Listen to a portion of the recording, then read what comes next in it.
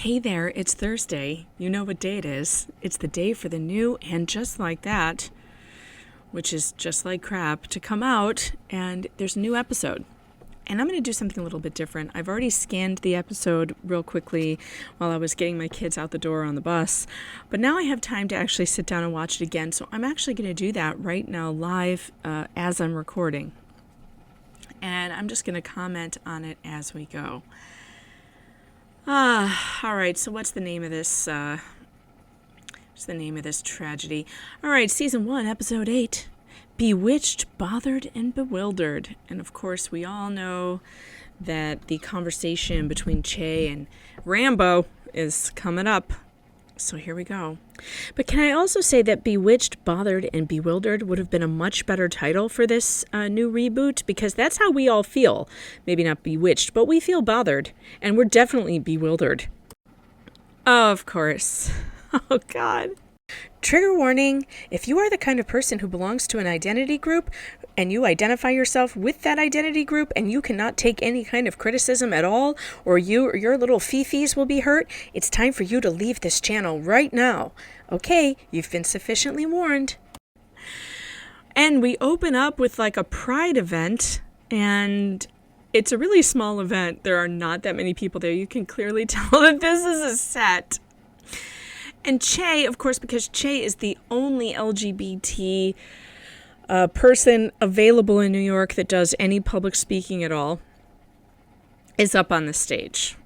And she's giving a speech.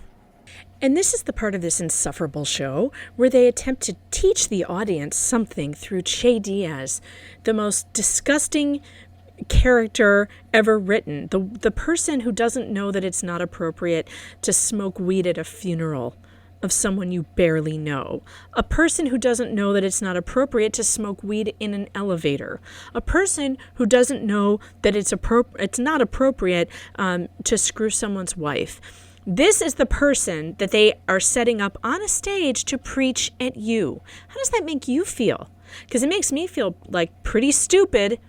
You must think I'm pretty stupid to be taking any kind of advice or lessons from this person. Yeah, absolutely not. I will absolutely not be taking anything from Che Diaz. This is one of the things that bothers me so much about her damn podcast with her woke moment button. That she thinks that she is, she's the moral high ground. Really? Like, these are the people who are deciding what the moral high ground is? Because I'm not having it. And I'm tired of being preached at by this show. Quit preaching at me. These people are no different than religious fanatics. They are no different than the insufferable church lady that everybody hated back in the 90s. Do you guys remember on Saturday Night Live how the Dana Carvey was the church lady? It was so funny. Could it be Satan? It was hilarious. And that's what these people are to me. They are the church lady, only they're the church lady in reverse. This is hedonism. This is the religion of hedonism. Whatever you want to do is perfectly fine. But if you are a person who thinks that people should restrain themselves from some of these behaviors, then you're the problem. You're the bad, evil sinner. And we're gonna castigate you in public and humiliate you until you conform to our religion. That's who these people are, and it makes me annoyed to watch this. I'm sick of this. The gay rights movement has moved on from being, people who needed a voice to being oppressors. They are now the oppressors. And I'm tired of it. I'm not going to be oppressed by these people and their agendas anymore. Like, it's not enough that, everyone's fine to let everyone live their lives and be who they want to be. That's not enough. They don't stop there. Instead, now we're going to force you to use pronouns that don't make any sense, or we're going to make you an outcast in society. We're going to call you homophobic, and we're going to call you transphobic. We're going to force you to bend the knee to the new woke rule in town. And I won't bend. And none of this, what they're doing right now with the preaching at me from the stage, is going to make me do any of that. It's actually making it worse. This is not about acceptance. This is about force. It's about forcing everyone to conform to their viewpoints and to their way of thinking, speaking, and talking. Che Diaz is probably the worst thing to happen to the gay rights movement ever. And it's great because I've been saying for a long time, and a lot of people I write with have been saying for a long time, that this is totalitarianism dressed up as rights, as a rights movement. It's not a rights movement when you stop talking about yourself and you start telling me what to do. It is no longer a rights movement for human rights or any kind of rights when you are now telling me if I don't do something, I'm bad. This is now totalitarianism, it's authoritarianism, and I've had enough. And they're not just telling you what to do with you, they're telling you what to do with your kids. They're sitting you down in a high school and telling you that your minor child is now to be called a different name than the one you gave her at birth because you don't understand that this is the way it is now. This is the new woke rules, and you will conform. And if you don't, we'll call CPS and we'll have them take your kid away because you're not raising them the way we see fit. Do you see how dangerous this is? And for those of you who are like, wait a minute, they never threatened to take Rose away from Charlotte and Harry. That's right. They didn't do that in this show. But they do it out there in the real world. I know I've covered stories like this where parents do not affirm their child's transgender experience and they won't use the child's chosen name because the parents are saying, we're not sure. We think this might be a phase, so we're not going to go down that road. And CPS, the Child Protective Services, has actually taken the child out of the home, put them in foster care where they are 60% more likely to be abused. And so that's where this is going, and that's why it makes me so angry. So if you hear this, the upset in my tone, it's because this show is not portraying what really happens in real life. They're making it seem like, oh, well, these people at school, they just really care about Rose, when in reality, this is a new authoritarianism that we all need to fight back very hard against before it gives the state yet another reason to take control over your life and your children. So believe me when I tell you this is dangerous. And I can't wait to have Mikey Harlow on the show tonight, actually. That's happening tonight. And I can't wait for you to hear his perspective because his perspective is never given on these shows. You will never hear the perspective of a gay conservative, a gay Republican on any of these shows. And they pretend like they don't exist. Well, they do exist. And I know them all. And I should bring them on here one by one to explain this to people who've never heard from them. And I'm so glad, actually, that you're here, those of you who've never been on my channel before, because maybe you'll get to know some new gay icons who are truly amazing people. And who don't need this validation all the time. This is the other thing that's so creepy about all of this is, why do these people need to be validated all the time? Why are we treating the LGBT community like they are kindergartners who need to be patted on the head and told, oh, you're so wonderful with their finger paintings. You're so good. You're such an amazing artist. Oh, you're so wonderful. Like this, so patronizing. It is so patronizing to be patting them on the head all the time and about how great they are for being gay. Like, how is being gay or your sexual orientation a qualification for anything at all? It's not. Your sexual orientation says nothing about your ability to think or contribute to the society or anything. That's what this says to me. This whole scene is like, oh, look at all the gays. Throw a big party because they're out and they're proud. Like, I'm so bored by this. This is so infantilization. It's the infantilization of an entire community of people who at some point need to say, okay, we are more than our sexuality. We are lawyers. We are doctors. We are Democrats. We are Republicans. We are not just one community. We're individuals. And we have things to offer that isn't just our sexual orientation. Don't clap for me because I'm gay. Clap for me because I wrote this fantastic book, or I got hired to be a writer on the reboot of this show. Don't clap for me, although no one's clapping for that. Sorry. Let's get back to it. There's a lot of hooting and hollering for her, and she's not saying anything that is... It's a lot of cliches. Visibility is the key. Being here for each other. The crowd is laughing at absolutely nothing. She just made a joke about making her wet because it's raining. It's making me wet. Gross. And like grabbing herself, and they're laughing at that. That it wasn't funny. Who is writing this? Okay, now Miranda sees her son at this thing. She sees Brady and his girlfriend, his heterosexual girlfriend, at this LGBT event, which is hilarious to me. First of all, is there any reason why this straight kid and his straight girlfriend would be at this thing? It doesn't make any sense. But please make it make sense. Are they telling us that they took time out from the bang fest that they're having at Miranda's house when they have the house to themselves to go to this thing? And now Miranda's hiding from him, and it's awkward and stupid. All right, somebody in the crowd has a sign that says, "We see you. You are here." Yeah, we see you. We see you everywhere. Stop it already. No one is invisible. This thing about LGBT being invisible, no, you're actually overrepresented in media so much that kids think that every other person is gay. Okay, when Miranda's running away, there's a wide shot of this crowd, and it's so small. I mean, this is really funny because they're trying to make it look like this big event, like a pride event. Like, this is about the right size of a crowd that Che Diaz would draw. There's like 20 people. And in fact, I think I can even see a camera. Like, is this one of the show's cameras over here in the corner? What is happening? This person is everyone right now. This person is so not thrilled to be there. She's one of the crew extras, and they're like, we need more people in this shot because there's hardly anyone here. All right, Che just says, he doesn't know you're in an open marriage about her son.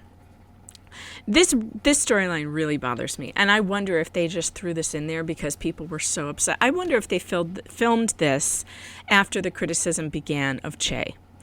Because now all of a sudden Che's concerned. She thinks that Miranda's in an open marriage, but they've never talked about any of that. And she knows she's married. She just assumed that she was in an open marriage. Like, that's so common that just, oh yeah, everyone must be in an open marriage. I don't buy this at all. I think that they put this in here so that they're trying to calm the waters. So she admits she knows that she was married because she says, you get out of my bed and you go home to a husband. That's an open marriage. But of course they never talked about it. No, it isn't. It could also be cheating, you moron. You didn't ask. You didn't care. You didn't ask her. The night you were hanging out with her at the bar, Che didn't ask her if she was married or if she didn't do any of that. That wasn't on her mind at all. This is a nonsense storyline. Jesus Christ, Miranda, why did you even put yourself out there if you're not available, she says. Because people do that. Like, you kind of have to find out if they're available, don't you? I mean, people will cheat and not tell you if you don't ask. You have to ask. It seems important before you hop into bed with someone is to ask them, are you married? New to being queer is one thing, married and lying is another. I don't know why, if this was so important to her, why she didn't establish this from the beginning. She knew Miranda was getting out of her bed and going home to a husband. She never asked the question. So this doesn't make any sense. Now, and for her to be so upset about it now, it doesn't make any sense. I think they wrote this in because they're getting too much criticism over this character and how repulsive and repugnant she is and how predatory she is. I'm not a homewrecker. And Miranda says, my home is wrecked already. Only because you're wrecking it. Justice for Steve. All right, so Che says, I'm not doing this until you figure out your life, and walks away. And of course, Che is Che's so popular that people stop her to take pictures because she's the only comedian in New York. Now we get into Carrie's apartment. She's got all of her clothes up on a rack. This is just an excuse to put up the fashion that we all miss, that they won't put her in anymore on the screen. Now Carrie's wearing something kind of interesting here. What is she wearing? She's wearing like a sweatshirt that's kind of off the shoulder and like a fitted skirt. But at least whatever she's wearing right now is fitted to her body. And her hair is down. It's not in the bun so tight that it gives you an instant headache. And she doesn't look like a farm marm. A farm marm. Is that a thing? Farm marm. And I'm starting to think that they are crimping her hair with something. Like they're using something to make these curls look like this, because that's not really what her natural curl looks like. So they're straightening it and then they're putting curls in somehow. It's a weird look. I wish she would cut this hair. It's too long and it looks odd. It would be nice if they would give her a haircut, but clearly that's never going to happen. All right, so she brings out the $80,000 dress that she wore in Paris that she fell asleep in because Petrovsky never took her anywhere. Carrie says she's only worn this dress twice, once in Paris and once in front of the window in her apartment eating Jiffy Pop. I would not eat in that dress. It's an $80,000 dress. You're going to eat greasy popcorn in that dress? What are you, crazy? I'm bored by this. Seema's face when she tells her that she walks around the block in latex gloves and kerchiefs on her head is classic. This is all of us right now. What? And now we've got the storyline. Carrie's got a new neighbor. She's a young woman. She's like younger Carrie, and she's always out. And she's always with loud friends. And Carrie's turning into the woman who's like, get off my lawn, which is who I am totally. So I relate to that storyline because I definitely want people to get the hell off my lawn. I don't like I would definitely be yelling at them out the window. But does anyone really care about this storyline? Because I don't. I don't care about the neighbor. I don't really want to know the neighbor or get to know the neighbor, and I feel like Carrie has no plot. Where is Carrie's plot? What is she doing? We're just watching her do random things now and meet random people. I don't know what the point of this is. And then Carrie's calling the public masturbator guy for no reason at 2 a.m. in the morning. Like, I can't with this storyline. What is Carrie wearing? She's wearing a smock dress, like a 5-year-old. OMG. You know, Jen at Real Housewives Recaps said in one of her hilarious videos that it's like they put, it's time for them to wear tents and give up on life. And that's exactly what this dress is. It's like, is she Mrs. Roper now? I'm not going to explain who that is. If you're my audience, you know who Mrs. Roper is. This is crazy. What is she wearing? Time to wear a caftan and give up on life. And Carrie is wearing knitted knee highs underneath this thing. What is this? The fashion in this show is inexplicable. So far, though, I am really bored. I feel like I'm boring you because this show is so boring. It's just boring. So Carrie can't sleep, so she finally goes to the window. Oh, she's sleeping in the smock dress, by the way. So what, it's jammies or something? It's bizarre. So she screams out the window at them, and they're like, sorry, ma'am, which I guess is the worst, insult you can give to a 55-year-old. I mean, I don't know. I'm 45, and if people call me ma'am, I'm not worried. I'm not offended by the word ma'am. Is that really that big a deal? You're 55. I think it's nice when people use nice terms to speak to you instead of, he could have said, sorry, bitch. That would have been worse, wouldn't it? All right, now we're with Harry and Charlotte in the bathroom, and this is so weird. So Charlotte wants Harry to wear an Aura ring, which is a fitness ring, and they are literally showing the box. They're selling you a ring right now. Hello, welcome to the commercial portion of this series. An Aura ring. Let's find out what an Aura ring is. It's a smart ring. And of course, because She's so worried about him dying because he's the one who brings home all the cash that keeps them in that apartment. And that's basically all he does, is go to work so that Charlotte can stay home all day and do whatever it is she does. And he gets yelled at. So it's like a Fitbit, but you wear it on your finger, it looks like. Okay, so she's trying to get him to wear this thing. And this is very clearly a commercial. She's now okay, so the last time she was worried about his colonoscopy, remember that? You have to get the colonoscopy. You have to get a colonoscopy. She's worried about ass cancer. Now she's worried about heart problems. Men your age get heart problems. She's heckling him. She's heckling him about his health. Because that's what Charlotte does now. She just wanders around heckling everyone in her house. If you die on me, I will kill you because you won't be bringing home that big paycheck anymore, and I will have to figure out something to pay for my life because you won't be there to pay for it, is basically what she's saying. Put it on now. Oh my goodness. She is unbelievable. But I mean, this is so emasculating. Put it on now, she says. I would never speak to my husband like that. Oh my goodness, no. Put it on now. He's not a child. He's not your child. Charlotte. Harry says, if you want me to wear your ring, you're going to have to ask me properly. So now they're emasculating Harry again. Look at this face. They've turned Harry into the woman here. They have Charlotte kneeling down, sort of like proposing to him with this stupid aura ring, and he's making this girly face, which I don't understand at all. I mean, they've completely removed Harry's balls, and now they're just laughing at him. Okay, then Harry says, while you're down there, might as well seal the deal, and Charlotte says, okay. Which, would be fine, except they did not, everybody thought they didn't lock the door. They didn't close the door. Oh my goodness. You think if you're going to have an intimate moment with your husband, you're going to make sure, especially when you have kids in the house, that you close the door.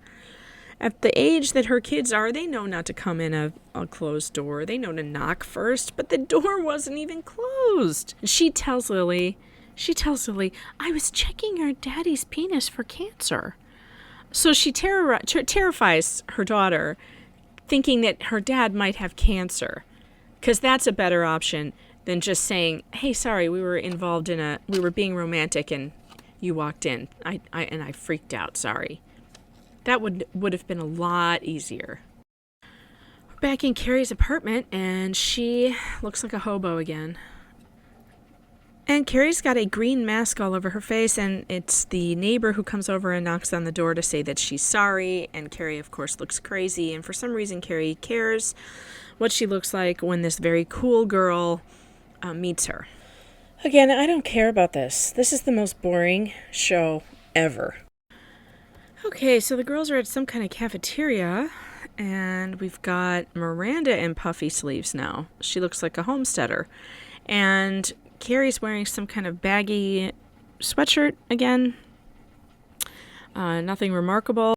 Charlotte is wearing this kind of obnoxious bag with this giant plastic pearl strap, which is strange, but at least she's not in the puffy sleeves anymore. That's a very Charlotte outfit with the little cardigan and pink skirt. So Miranda tells the girls that she's going to ask Steve during the dessert ritual. Of course, yeah, screw that up, Miranda. Screw the dessert ritual up, too. The one thing that Steve thought he had with you. Go ahead and screw that up by asking him for a divorce right then. That's a great idea, Miranda, you idiot. Ugh. Just ruin that, too. Justice for Steve. And then Carrie says, oh, okay, let's just table my new neighbor for a while then. Why is it always about her? It's always about Carrie. I hate the way they write, although I will say that is probably one of the most authentic things about this show, is that they have kept the fact that I went back and I watched all the seasons after episode 1, actually. I was so mad about episode 1 that I went back and watched all of the original series. And what I realized that I didn't realize at the time, probably because I was in my 20s and I was also selfish, is that Carrie is extremely self-centered. But at some point you grow out of that. Like, you're supposed to grow out of that. You kind of expect 20-some-year-old women, although they were in their 30s at the time, kind of expect younger women to be more self-centered. But Carrie, throughout her entire run on the series, has always been about Carrie. Everything has to revolve around her. Nobody's problems are as big as her problems. And she will denigrate her friends' problems and write them off like no big deal. And she is not there for anybody. They are always there for her, but she is never there for them. She's always like with Petrovsky or somebody, some guy. She was always off with some guy when they needed her. She even sent Aiden to go and pick up Miranda naked off the floor. Like Carrie she's always been very selfish. And so this is actually really on point for her character. So they actually got that part right. Yeah. If there was any reason for Samantha to have broken off the friendship, it's that right there. That Carrie was not there for her. That Carrie wasn't there for Samantha, and that Carrie was super judgmental of her and said mean things to her about her dating life and stuff that she shouldn't have said. You know, when you're friends with someone and you think they're making mistakes, it's one thing to say, hey, you know, I'm worried about you. It is quite another to make sarcastic jokes and remarks about them and their choices that are not helpful in any way and are just mean, which is what Carrie did to Sam. So if they wanted to be real about why Sam is gone, they should have made it because Carrie did that. Again, with Charlotte and the kids' phrases, I'm not throwing shade. And then they're like throwing shade. She's like, that's what my kids say. What are the writers doing to us? I mean, my kids say a lot of things. They use the word yeet, which I don't understand. And they, for a long time, I'm like, if you don't stop using that word, I'm going to ground you. And they laugh at me because I don't understand it. Now that I understand it, it's actually kind of funny. But we spent months of me going, why are you using that word? I don't know what that word is. Please stop using that word. I mean, you don't just start picking up phrases from your kids and using them. It's like the Demi Lovato line. I mean, I guess we do in a joking way because I'll use the word yeet now, but I'm not going to say it out to lunch with my peers. I'm not going to be like, hey, just yeet that over there. Like when I'm out with my girlfriends, like I say it to make my kids laugh. You know, you don't say it you don't incorporate their slang into your vernacular when you have a set vernacular that's been the way you speak forever. Oh, and Miranda is now calling Rose Rock. Is this to do with Rock? I mean, is Charlotte even calling Rose Rock yet? Did we establish that her parents are going to call her Rock? I don't think we did. Now, Charlotte tells them that she was going to pleasure her husband in the bathroom. And these two, Carrie and Miranda, are both like so shocked that she's still doing this for her husband. Well, okay, Miranda, maybe that's why your marriage sucks, for one. And I just find it overkill. Like they keep on saying it. You did what? You did what? Are these the same women that we watched give, oral sex to half of New York in the 90s? Why are they acting like this is something that is so outrageous for married people to do? It's not. And if, women should not act like this. It bothers me when women do this, when they're like, what is it, his birthday or something? What? Why would you say that? What is look, as someone who's been married for a very long time, I could give you some advice. And that advice would be, don't wait till his birthday. Just make your husband happy because you love him. And it doesn't stop just because you're 55 or whatever. Like my aunt, she is such a crack up. I have an aunt who is married to the most handsome man in the world. Like he's so good looking. And she is still so fabulous, and she's in her 60s. She still looks like a 20-year-old in a bikini. And I mean, they live in Hawaii. They have a fabulous life. And she is so funny. When he had COVID recently, she was making a joke that everyone had said she should quarantine herself away from him so she wouldn't get it. And she was like, quarantine? I was giving him a blowjob. It was so funny and so real. Like, people who are happily married, that's how they're happy. That's why they're happily married. Miranda, take a clue. Take a lesson from Charlotte. Ooh, okay, Carrie is wearing a dress that really is being destroyed by this large jacket again. How come we can't see the dress? What is the name of the costume person on the show? I don't know her name, but I want to scream at her, whatever her name is. Is it Barbara? Barbara, take that jacket off. What? I'm just going to call her Barbara. I don't know if that's her name. I feel like that's her name. Barbara, would you please remove the baggy jackets from the outfits? Because we can't even see them. What is the purpose of putting her in that dress if you're going to cover it up with that baggy, shapeless, shifty shirt? I don't understand this. I actually think I would like this dress, but I can't see it. So I hate this outfit. I hate it because it's like she threw a flannel over a beautiful dress. Why? What is she hiding? I don't get it. Why can't we see Carrie's arms? Now Carrie starts trying to talk Miranda into buying a fancy brownie for Steve for their dessert ritual, as if that's going to make her news any better. This is a really dumb writing. And that's exactly what Miranda says to her. You think that's going to make this go better? Carrie says it couldn't hurt. Okay, finally someone tells Miranda, you're exploding his world. Please spend a couple bucks. Although, Carrie, that's not the advice you should give to her. A brownie's not going to make it any better. Let's have the exploding the world conversation. Like, why are you doing this? Miranda's in denial. I'm not exploding his world. I'm telling him something we both already know. Oh no, he doesn't know. He has no clue, Miranda. He has no clue. No. He thinks that you are content and happy with him. He loves your dessert ritual, which you are now going to destroy for him for the rest of his life, because he'll remember it always as the time he was sitting with you and you asked him for a divorce. Well done, you vicious bitch. This episode is too long. God, I'm skipping ahead. Let's get over to where Miranda and Che start talking, because Miranda goes over to find out, does Che really want her? This is so unbelievable. Che says, no, you're not crazy. I'm in love with you. I don't see it. I mean, they've really done a poor job. I'll tell you this. Good writers can pretty much convince people of anything, right? Of any story. And this was terrible writing. And we haven't seen one reason why these two should be in love.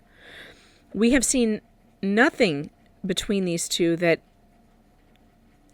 have they ever had a conversation? I mean, I know we're supposed to imagine that they've had conversations and that they really get along well and they see something in one another, but we never were able to see that. The writers didn't give us that. All we have seen is Che Diaz acting like a sexual predator to pretty much everyone around her. And also, with the rudeness, with the constant smoking of marijuana in spaces where there is no smoking, and offering marijuana to a teenager, to Miranda's son. We have not seen these two have a good moment, really, other than I guess you would call the sex, which all of us thought was cringe. So that's the only thing they gave us to suggest that these two were had a relationship, was the sex, which was awful.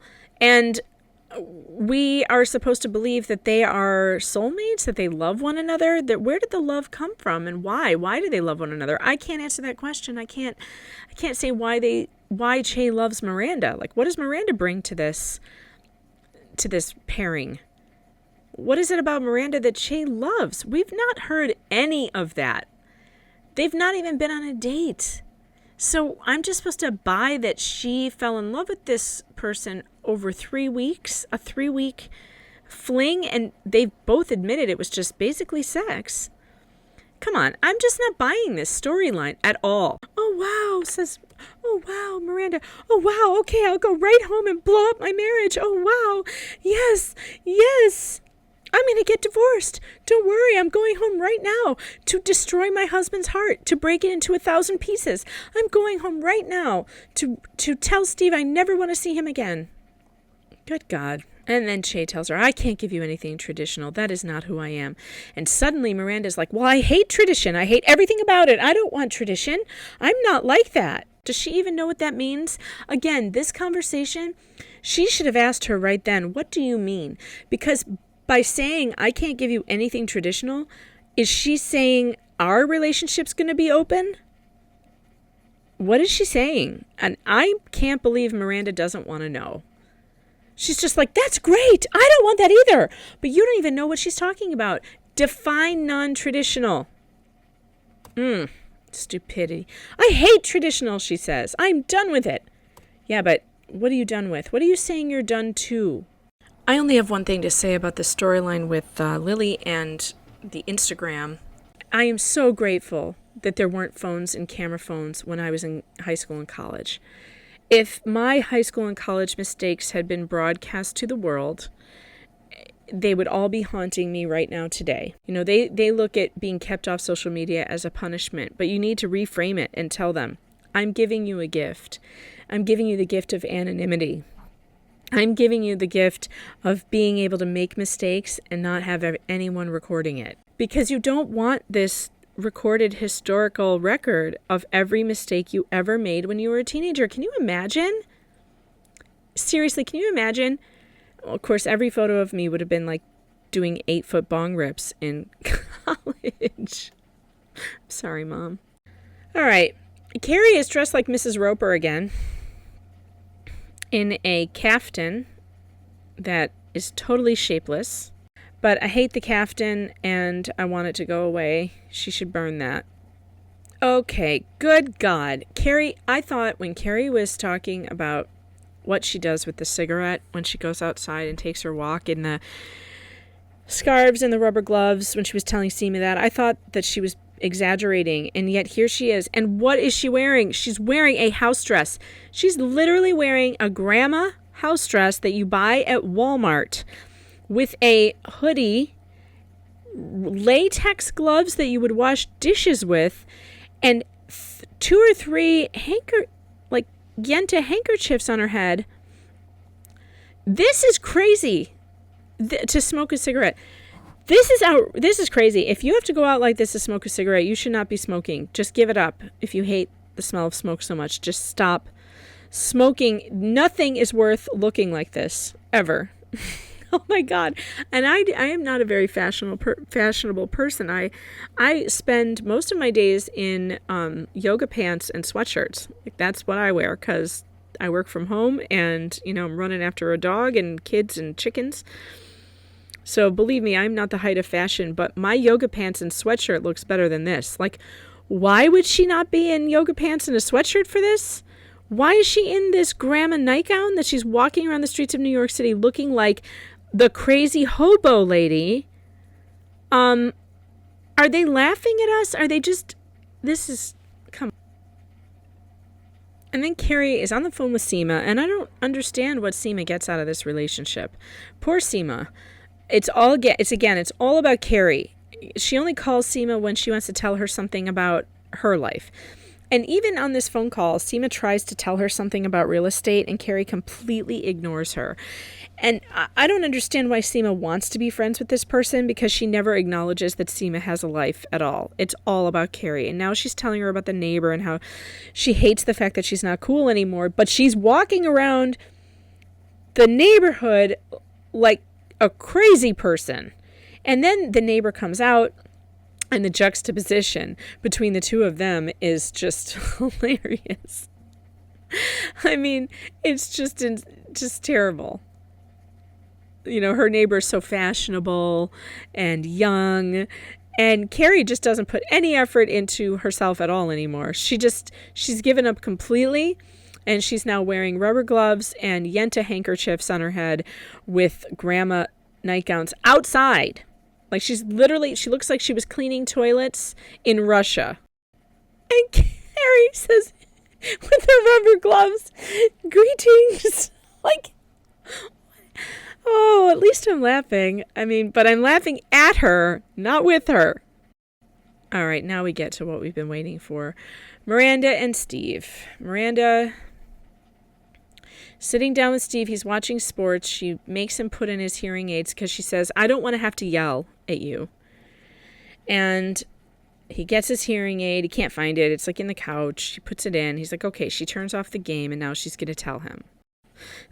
It's really sad that when she says, Steve, I love you, his response is, well, this ain't good. That just shows you what their relationship has been like, that Miranda doesn't tell him that she loves him, that she's not a very loving person. Because the second that she expresses any kind of love for him, he's like, oh no, something's wrong. Wow. That's not good. Steve deserved a lot better. A lot better. I like how she says, give me your hands. And he's like, no. Good for you, Steve. Good for you. Don't let her get away with this. I'm not happy. It's always, again, it's about Miranda. Has she ever asked Steve if he's happy? She says, this is about me. Because he says, I'm not enough. And she says, this is about me. And I wish he had called her out harder on this bullshit, but he doesn't really. He's just like, I don't know. I hate when she says, I want more connection, more energy, more sex, more whatever. And then she looks around at their beautiful home that they have built over years and years and said, is this enough for you? And I see it in his face. He looks around like, I love my house. Like, I love this house. And she's looking around going, is this enough for you? That is so insulting. It's rude. For her to look at the walls they've built together as a family and say, is this enough for you? And that derogatory tone makes me want to punch her in the throat. The TV and dessert bowls and sitting on this couch. Yeah, you know what, Miranda? Some people are okay with that. Like some people wait their whole lives waiting for someone that they can sit on the couch with and eat dessert and watch television. That sounds pretty damn good to people who are alone. And here she has everything, but it's not enough for her. I don't know. If you're so bored with your life, well, then you don't go cheat. You don't blow up your marriage. Like, you figure out something that's exciting and you go do that. Like, does that always have to be sex with someone else? Could it be, I heard this story. I read the story the other day about a woman who decided to get into search and rescue and with these animals that she had, these dogs, and she became like one of the most amazing and called on experts to take her dogs out to find cadavers and find and solve crimes. Like, amazing. And she made that change, halfway through life, decided this is what she was going to do now. I mean, make yourself interesting. Why are you relying on your husband, who has his own life that's going on and his own likes? Why are you relying on him to make your life more exciting? It is not your husband's job. It's not your partner's job. You make a decision to make a life with someone. That person, though, is not responsible for your happiness. And that is one of the biggest lies that the entertainment industry tells us. And that's why probably a lot of marriages fall apart. Because people go into it thinking that this person is going to complete me. But if you're not complete when you go into it, there's no completing you. You have to complete you. We all die alone. So make sure that you like you. And Miranda doesn't like herself. I don't think that she's unhappy with Steve. She doesn't like her. And I don't like her either. Like, what's interesting about her? So she's quit her job. Like, how much change could she take in 1 year? She quit her partnership at the firm. She's decided to become a social justice lawyer, which doesn't make any sense. Like, why couldn't she have done that at the firm? So she's back in college. She's got new friends, new everything. Like, that's not enough. Like, she is making changes to be something, to do something different, and yet it's still Steve's fault? Yeah, I don't get it. I like how Steve tells her, Miranda, you've always been like this. I'm not enough. I'm kind of enough. And then I'm not enough again. Like, you're a jerk. And he points out that he's always there. Regardless of her bullshit, he's always there. Which is true. He is. And then Steve comes to the conclusion that, well, I guess this is about you. which I guess I agree with him that it is about her. It's always been about her. And she has never given a shit about Steve. Steve should have married the girl with the acrylic shoes. Justice for Steve. Steve deserved a lot better. And I hate the fact that he's like, I want you to be happy. Like, that's just letting her off the hook way too easy. I want you to be happy? He asks her, I don't know what else you think is out there. And then she tells him, I've met someone. And he looks really hurt. And that's it. That's all we get. I would have liked to have seen the reaction to that. How come we didn't get the reaction to that? And then she calls Carrie and she tells her that Steve was happy for her and he took it really well. And she's so thrilled and she's living in a rom-com. She actually says that because she's in a cab and she's going to Cleveland. She's getting on an airplane and she's going to go tell Che that they can be together now. And she's living in a rom-com. I am horrified by this. A rom-com. She thinks she's in a rom-com. This is just so juvenile. A grown woman thinks she's living in a romantic comedy. You know what, Miranda? This is a tragedy. It is not a comedy. This whole series has not been a comedy, which it was supposed to be. It has been one indignity after the next. And we know this because Samantha Irby told us that that's what she wrote. One indignity after the next. And I feel it. All of this is undignified behavior for a 55-year-old woman who should know better than to blow up her family for this nonsense that that the writers have not even established is anything real. Yeah, they keep saying it's real, but they have not convinced this audience that it's real. Do you believe that the Che-Miranda connection is real? Because I don't believe it. They did not write it. And it's just like how they left out the most important part of the conversation between her and Steve. They did not let us see Steve's reaction to, I'm cheating on you. Yet we had the whole storyline of Steve cheating on her and all the blow up about, you broke us and blah, blah, blah.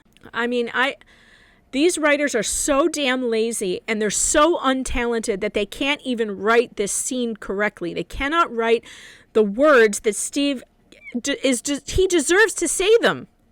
And all we get is, he wants me to be happy. Does anyone believe that Steve wants her to be happy after hearing that she cheated on him? He didn't have anything to say about that? I mean, this is such garbage. And then the last scene is Carrie sitting in the $80,000 Versace and she's eating Jiffy Pop again. I don't know why that is the popcorn eating dress. So she's turning that dress into a popcorn eating dress. Why doesn't she wear it somewhere fabulous? And they've got her hair slicked back again in the bun. And then, bizarrely enough, her voiceover comes back for the first time.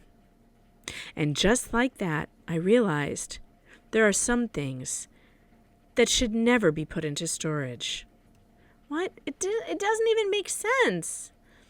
It didn't make sense. There's no cohesion. Where is the... What? Was this show about storage? I hate this show. I hate it so much. It didn't tie anything together. I cannot figure out why she's sitting around in an $80,000 dress eating popcorn. Does she have nowhere to go anymore? I mean, she is turning into the crazy old cat lady. That's all she needs now are a couple of cats. And this is the end of her story. She's just going to be the weirdo that people talk about walking around with the rubber gloves on, smoking a cigarette. Yeah. And that's the end of episode 8. And if you have hung in here all this time, you are truly one of my super fans. Please don't forget to like and subscribe.